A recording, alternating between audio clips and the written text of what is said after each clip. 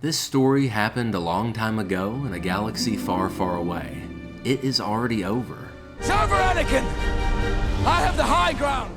Nothing can be done to change it. You're fulfilling your destiny, Anakin. It is a story of love and loss. I won't lose you the way I lost my mother. Brotherhood and betrayal. Courage and sacrifice. And the death of dreams. It is a story of the blurred line between our best and our worst. It is the story of the end of an age. This is an excerpt from the opening of Star Wars Revenge of the Sith, the novelization of the film written by Matthew Stover. It's a perfect summation of the poetry and the tragedy of the most emotional and undoubtedly the best installment in the Star Wars prequel trilogy. This is where the fun begins. This film completes the story of Anakin Skywalker, the desert slave boy turned prophesized chosen one Jedi Knight and decorated war hero of the Republic, delineating his fall from grace and transformation into the ruthless Sith Lord Darth Vader, the fall of the Jedi Order, and the rise of the Galactic Empire. Revenge of the Sith became the second highest grossing film in the Star Wars saga and was the highest grossing film in the US at the time of its release on May 19, 2005. However, despite monetary success, I smell profit! numerous accolades such as George Lucas's Lifetime Achievement Award, and most critics enjoying the film more than the previous two episodes, the movie has been historically criticized for its wooden dialogue, cringeworthy romance, and Hayden Christensen's portrayal of Anakin Skywalker. 20 years later, the film returns to theaters for a limited one-week re-release on April 25th, 2025. Are the old head original trilogy fans right? Is Revenge of the Sith just the conclusion to an overall schlocky and underwhelming backstory to one of cinema's greatest movie villains of all time? Or is the final installment of the prequel trilogy a flawed but misunderstood Shakespearean tragedy that rivals the darkness and emotional depth of franchise entries such as The Empire Strikes Back? We will be discussing all of this and more on this week's episode of Studio Cinema Saturday, the show where we review films old and new, the ones you don't like and the ones that you do. I'm your host, Darth Dalton, and today we'll be discussing 2005's Star Wars Episode 3, Revenge of the Sith, directed by George Lucas. And usually on this show we'll do a segment about the director. However, George Lucas is truly a filmmaker that needs no introduction. He's the man responsible for American Graffiti, Indiana Jones, and selling Star Wars to Disney. A generational error that will be studied for centuries to come, which has resulted in over a decade of half-baked Star Wars fan fiction. Now, before we dive into the film, I have to get a couple of things off my chest. If you were to ask me what my top 10 favorite films are, this movie is definitely on that list. Hell, there's a chance it could make it into the top 5 due to my deep-rooted childhood nostalgia and overall appreciation for the film. Despite its flaws, simply put, it's one of my comfort movies. I think that if you can buy into the narrative, the cringy or rather meme-worthy moments just contribute to the overall viewing experience. Star Wars has always had this delicate blend of fantasy, sci-fi, action, and comedy. And to further elaborate on how much these elements really don't kill the movie for me, Revenge of the Sith is constantly waged in a never-ending war with The Empire Strikes Back for my favorite Star Wars film. And it really just comes down to which one I've seen most recently. But only a Sith deals in absolutes, so they'll continue to battle it out for dominance. Our film opens to a climactic charge made by Anakin Skywalker and Obi-Wan Kenobi during the Battle of Coruscant. Their Jedi starfighters make their way through ships, explosions, and buzz droids on the way to a separatist capital ship, piloted by the one and only General Grievous. What's the situation, Captain? It's evident from the moment we see the two starfighters moving so in sync that we aren't dealing with the master and apprentice duo from the previous film. The two are now able to work together as a functioning duo. 3 years of war have matured Anakin as a man and a warrior. He's seemingly less rash, he's better in control of his emotions, and his skills have improved dramatically, going as far to rival his master's abilities, if not surpass them. This is evident in Anakin and Obi-Wan's fight with Count Dooku, in which Obi-Wan gets dispatched fairly easily, while Anakin is able to defeat him and consequently execute him. And I'm aware the novelization goes into how Palpatine essentially told Dooku to throw the fight, but nonetheless, I think it's worth pointing out. After straight up murdering Dooku, Palpatine reassures Anakin. He was too dangerous to be kept alive. You guys remember that. Another cool element of this scene is that it mirrors the throne room sequence from the end of Return of the Jedi, in which Palpatine implores Luke to kill a defeated Vader and take his place as his new apprentice. And the last thing I'll say about this scene, although I'm not sure it was intentional, in response to Palpatine telling Anakin to leave Obi-Wan on the ship, he responds, His fate will be the same as ours. and as Ben Kenobi would say, From a certain point of view. they really do share the same fate, as all of them die on a version of the Death Star. Moving on to the crew's capture by Grievous, one thing that's always super jarring to me nowadays as someone who watched Star Wars The Clone Wars is that this is the first canonical meeting between Anakin and Grievous, despite them getting super close in that one Clone Wars episode. The films establish this precedent of General Grievous being a coward, because when the two Jedi dispatch Magna Guards protecting him, he promptly breaks the glass of the ship and gets away in an escape pod. Time to abandon ship! This continues throughout his appearances in Star Wars The Clone Wars, and I really just wish we would be given the opportunity to see the cold, calculated murderbot version of Grievous from Star Wars Clone Wars in live action. But I digress. This has to be the best opening scene in any Star Wars prequel, and it certainly makes a case for being the best opening scene in the saga. And speaking of the rest of the films, in context of the original trilogy, one thing I love that George continues to emphasize is Anakin's absurdly advanced piloting abilities, as noted by Ben Kenobi in A New Hope. He was the best star pilot in the galaxy, and a cunning warrior. We move on to the mission's aftermath at the Senate building, and before Mace Windu and the politicians are even out of earshot, Anakin and Padme break into a spit-swapping, romantic embrace behind one of the building's columns. I'll say, George has written the secrecy of Anakin and Padme's relationship so ludicrously bad that it feels like everyone is totally aware of their relationship and that they're just not privy to the fact that everyone else knows. I mean, just look at this moment from Attack of the Clones. Padme reveals her pregnancy to Anakin, to his uncomfortable surprise, which he disguises as joy. While I'm buying the dynamics of their chemistry in this scene, the same can't be said for the scene at Padme's apartment. For this portion of the film, in my notes I just have Grievous theme go hard.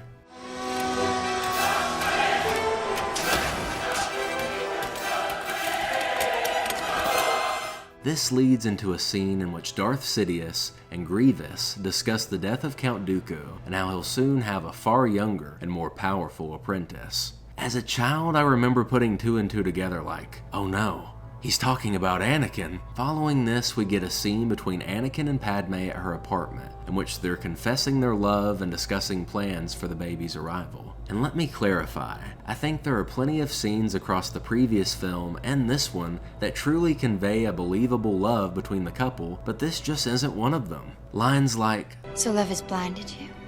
and no, No. No, it's because I'm so in love with you. are still cringy and artificial even within the context of a relationship.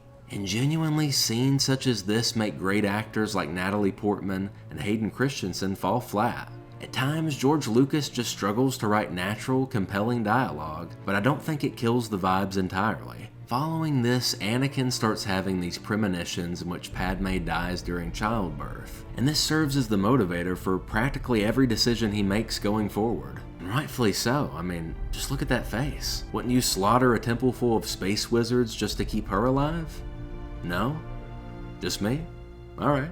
Now the next couple scenes really just continue to sow fear and doubt into Anakin's mind regarding the situation with Padme and his standing in the Jedi Order. He has this moody therapy session with Yoda in which he basically tells him to let go of whatever is troubling him because those emotions will only lead to the dark side. And you can just see on his face like, yeah, Master, that's not really what I wanted to hear. Adding fuel to the fire in a later council meeting, Anakin gets denied ascension to the rank of Jedi Master. What? This is outrageous. It's unfair. How can you be on this council and not be a master? And it's like, honestly, I totally see his point. Why put him on the council at all if you're not going to promote him? After that, the council has the audacity to ask Obi-Wan to ask Anakin if he could spy on the Chancellor. So amidst the fear of his wife dying, he now has to choose which father figure he's going to be loyal to. And this is further complicated by Palpatine's scheming when he invites Anakin to the opera to watch whatever this is. Immediately, Palpatine nails what's troubling Anakin, and he's like, "They've asked you to spy on me, didn't they?" I don't know what to say. Following this, we get the iconic monologue. Have you ever heard the tragedy of Darth Plagueis the Wise? He was so powerful and so wise he could seduce the midichlorians into having with him. And this is a scene people meme on simply because they rationalize that Anakin should have picked up on the fact that Palpatine's a Sith. But when looking at all the facts, I'm somewhere in the middle. I think you have to take into account that Palpatine is so good at masking his dark side Force presence that he's never tipped off any of the Jedi in his, 12 years as Chancellor? And it's like Anakin says in Attack of the Clones. I am a slow learner. I think he's just got a lot on his mind here, and he's just desperately searching for a way to save Padme. And again, Palpatine's like a father figure to him, so he's not going to read into this Sith legend as much. The Chancellor is a wise man. He probably took Sith history at Naboo Community College. But the last thing I'll say about this scene is props to Ian McDiarmid. He's probably one of the strongest actors throughout the Star Wars saga as a whole, and I love the little nuances of his performance as Chancellor Palpatine. He hasn't revealed that he's full-blown evil yet, but he's dropping hints along the way. That moment during the end of the conversation when he kinda zones out and relives murdering his master with that sinister little smile on his face? Ugh. Later in the film, Palpatine tips off the Jedi, telling them that Grievous is in the Utapau system, so now they're trying to figure out who they're gonna send to defeat him and end the war. Being the warrior that he is, Anakin offers to go, but everyone collectively denies him, proposing that a master, someone with more experience like Obi-Wan, should apprehend Grievous. And this just rubs salt further into the wound, considering he literally completed his last mission while Obi-Wan was unconscious, and again, was subsequently denied the rank of Master. The Jedi Council just continues to fumble Anakin's trust. How many other lies have I been told by the Council? And they play him right into Palpatine's hand by sending his master away. Meanwhile, Yoda has already been sent to Kashyyyk to deal with the droid attack on the Wookiees. It's like, how would this have played out had Anakin been sent to fight Grievous, or even if Obi-Wan or Yoda had been around for the events following this scene? Food for thought. Later, Anakin sees Obi-Wan off, and it kills me every time I watch it because it's the last time we see the two of them as friends, brothers, master and apprentice. And there's this neat little parallel between what Palpatine says in the Darth Plagueis scene and what Obi-Wan says here. Palpatine tells Anakin, "Unfortunately, he taught his apprentice everything he knew. Then his apprentice killed him in his sleep." And in response to Anakin telling Obi-Wan that he hasn't been appreciative of his teachings, Obi-Wan refutes this. You are strong and wise, Anakin, and I am very proud of you. I have trained you since you were a small boy. I have taught you everything I know. I don't think it's a mistake that George is using the same phrase here. And not only that, Obi-Wan is standing in the light while this conversation takes place, while Anakin is in the shade of the Senate building, covered in shadow. What a beautiful visual metaphor. This film has a bunch of those. And when Obi-Wan arrives on Utapau, one of the locals tells him, "There's no war here." But then he's like, "Just kidding, there's actually hella battle droids and they're watching us right now." Then Obi-Wan's just like, "I bet." And that sly dog sends R4 away in his starfighter, making it appear as if he left while he tracks down Grievous. And although he has the element of surprise, Obi-Wan opts for a dramatic entrance as he jumps from the rafters and lands in a ring of battle droids. Hello there. While it serves as a fun, memorable line, it's also an homage to Ben Kenobi's first line in A New Hope. Hello there. And Grievous goes all anime villain with the line, "You fool."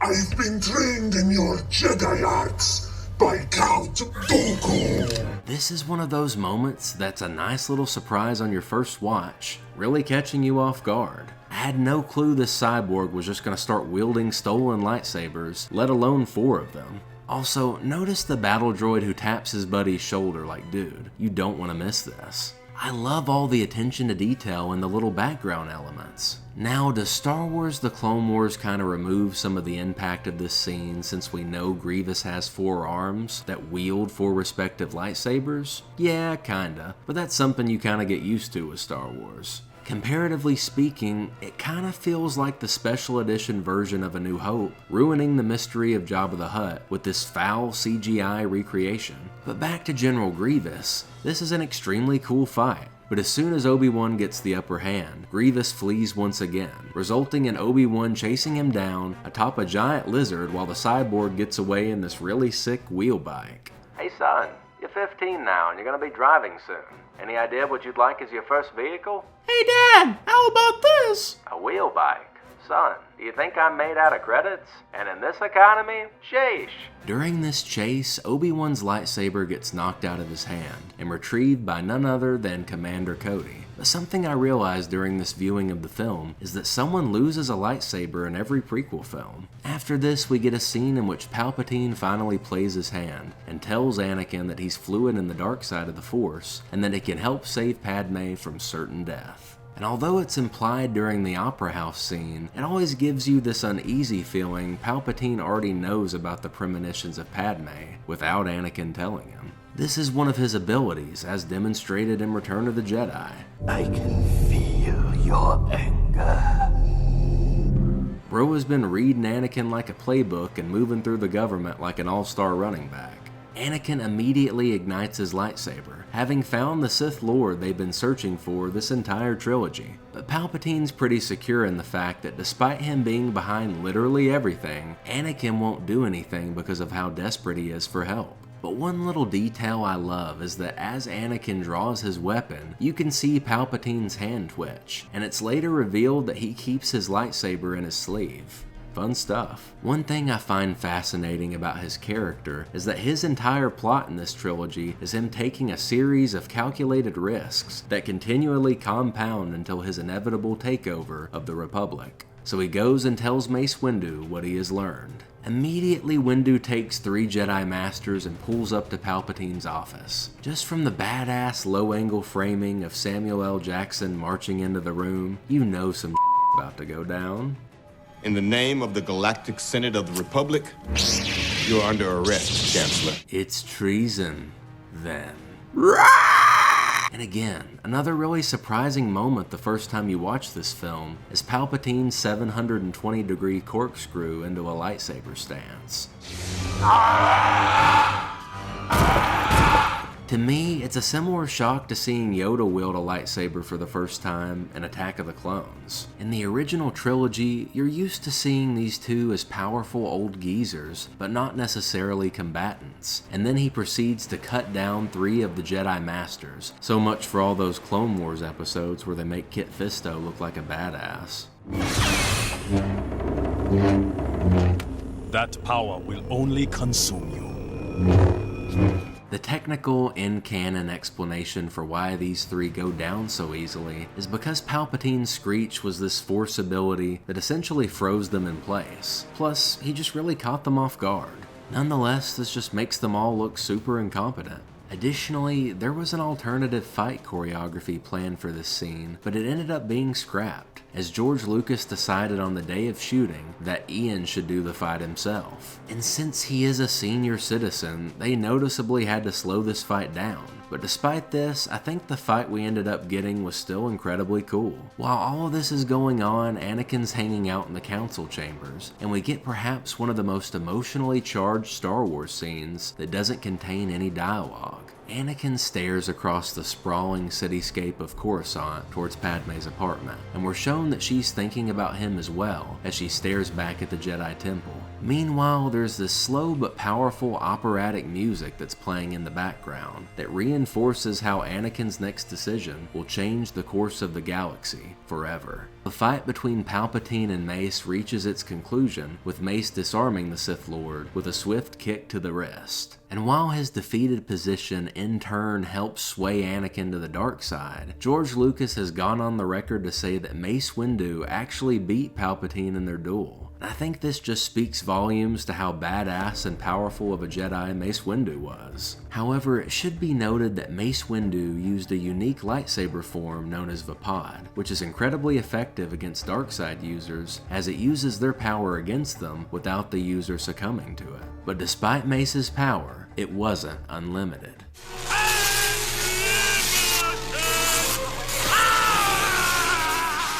Man, Ian McDiarmid kills it in this scene. Samuel and Hayden do as well, but Palpatine definitely steals the show. I love all the little glances up to Anakin that he does once he's been hit with his own Force lightning. Oh, don't kill me, please. I'm too weak. Anakin, this mean Jedi is attacking poor old me! Eat lightning, Windu! There's also that super quick smile that forms once he's realized he won. Such an incredible and iconic scene, and it doesn't stop there. Following this, Palpatine gives Anakin the name Darth Vader and dons his iconic cloak. Side note, but I also love the pitch bending and croaking sounds they give Palpatine that just reinforce him being this embodiment of pure evil. We then jump back to Utapau to see the ripple of these actions affect Obi-Wan. Commander Cody fulfills one final duty for General Kenobi as he gives him back his lightsaber, and just moments later, Palpatine executes Order 66, resulting in the clone troopers' betrayal of the Jedi Order. Execute Order 66. And from here on out, the film's pace is all gas, no brakes. Jedi are getting betrayed and murdered left and right across the galaxy. We have background Jedi, sexy Jedi, stupid, useless Jedi with big heads, Jedi you care about way more after watching the Clone Wars, and baby Jedi, or younglings.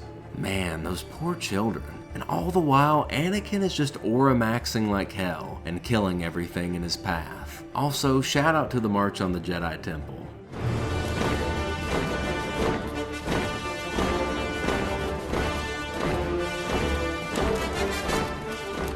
It's honestly really badass despite what Anakin is doing, and the music goes incredibly hard. Later, Obi-Wan and Yoda rendezvous with Bail Organa, and the two of them make their way to the Jedi Temple to shut off the distress signal while Bail Organa makes plans to attend a special session of Congress. And if you're like myself and live in the United States, with the way things are headed, we might be in for our own special session of Congress pretty soon. In this scene, Palpatine spins the narrative, claiming the Jedi attempted to overthrow the government, and he's got the scars to prove it. This culminates in a truly epic yet devastating speech that establishes the Galactic Empire. And as clapping and cheers echo throughout the Senate chamber, Padme states, "So this is how liberty dies, with thunderous applause." While this is occurring, Obi-Wan and Yoda hack and slash their way into the home of the Jedi, and the two make a disheartening discovery. Meanwhile, Anakin's just straight up murking the Separatist leaders. Then Obi-Wan's like, "Master, send me to kill the Emperor." And Yoda just straight up tells him, Strong enough, you are not. Clap your cheeks, Palpatine would. After this, Obi-Wan goes to Padme's apartment, tells her about Anakin turning to the dark side and murdering younglings. "I'm so glad I got to leave home and come to Coruscant. Nothing bad is ever going to happen to the Jedi, especially whilst in the Jedi Temple." And he learns that Anakin is the father of Padme's child. You know, if he wasn't already in the know. And since he doesn't know where Anakin is, he stows aboard Padme's ship and they travel to the Mustafar system. And it's here that we get perhaps one of the most iconic showdowns in Star Wars history. Anakin versus Obi-Wan. And say what you will about George Lucas's script or Hayden's acting, but both of them are straight fire in this scene. I love this moment so much that I have it memorized from Padme getting off the ship to the beginning of their duel. And speaking of their duel, there really isn't anything else like it. A master and apprentice going blow for blow, strike for strike, in this lightning-fast, intricate dance. If it were anyone else fighting, I might say it's too choreographed, but for two opponents who know what the other's move is before they make it, I think it's perfect. Intercut with the longest sword fight in cinema, our little green frog of a Jedi pays the new Emperor a visit. He enters Palpatine's office and immediately bodies the two guards at the door. Again, another exchange I can quote word for word because of how epic it is. And I love how sassy they both are. I hear a new apprentice you have, Emperor. Or should I call you Darth Sidious? Master Yoda, you survived. But my favorite exchange is, if so powerful you are, why leave?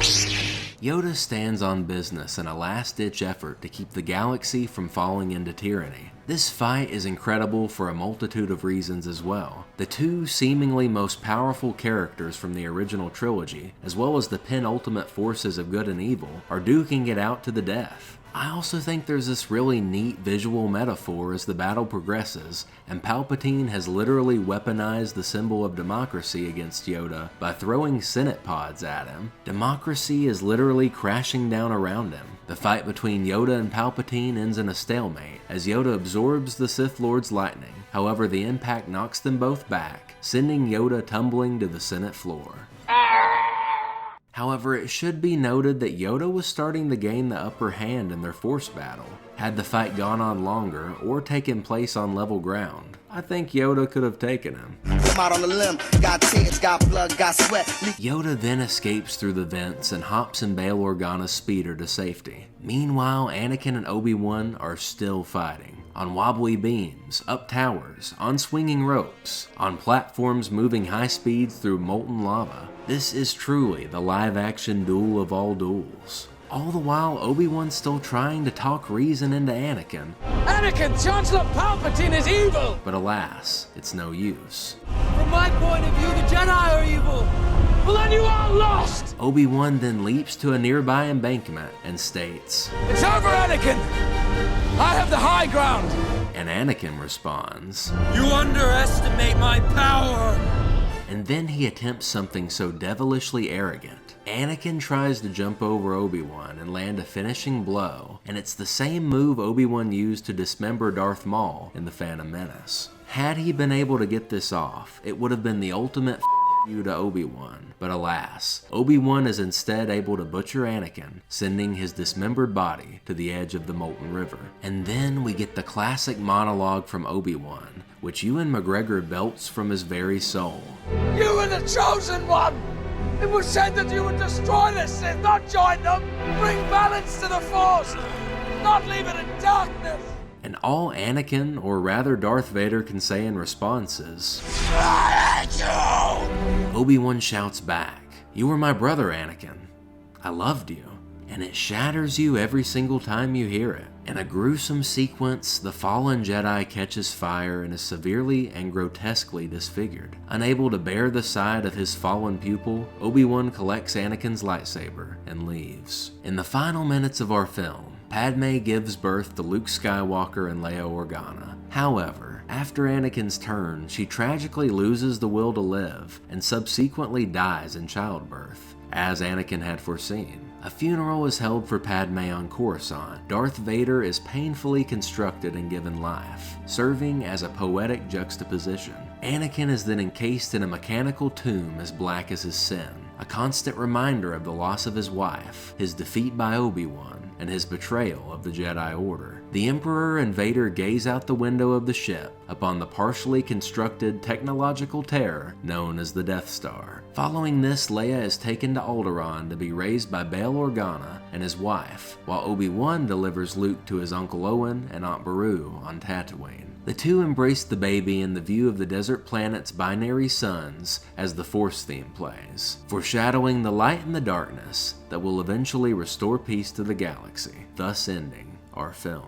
Yeah, there's no other possible way you could have ended this movie. I love how seamlessly we transition from the era of the Galactic Republic and the Jedi to the dark times of the Empire and the seedlings of the Rebel Alliance. Well, it seems there's nothing left for me to do besides score the film, and ultimately I think I'm gonna go with a 9 out of 10. This is a higher score than I would personally expect anyone else to give this film. However, due to my lifelong nostalgia and the personal enjoyment the film brings me, I've given it a high higher score. At its core, it's a classic Shakespearean tragedy, and by far the strongest and most vital narrative of George Lucas's prequel trilogy. It contains a slew of fantastic performances from its ensemble cast, and while it has its fair share of cringeworthy romance, artificial dialogue, and over-the-top moments, I would argue that the epic, poetic, and heartbreaking sequences outweigh them tenfold. And despite what some might consider flaws or schlock, I think these moments give the film character and sprinkle a little necessary amount of levity in a mostly devastating story. Furthermore, the film contains the most exciting and emotionally pungent lightsaber duels, CGI that for the most part still holds up after 20 years, and one of the best soundtracks to a Star Wars film. We hope you enjoyed this episode of Studio Cinema Saturday. If you did, be sure to subscribe to the channel, drop a like on this video, and let us know your thoughts on Star Wars Revenge of the Sith in the comments section down below. And if you're looking for something else to watch, we have plenty more episodes of Studio Cinema Saturday and Television Tuesday available to watch. And if you're a fan of how we discuss films, there's a chance you'll like how we make them, so go give our short films playlist a watch. Funnily enough, we actually made a Star Wars short film set in the Old Republic era, starring our own original characters. So if that's something that interests you, just click the link on screen. And as always, we'll see you at the next watch.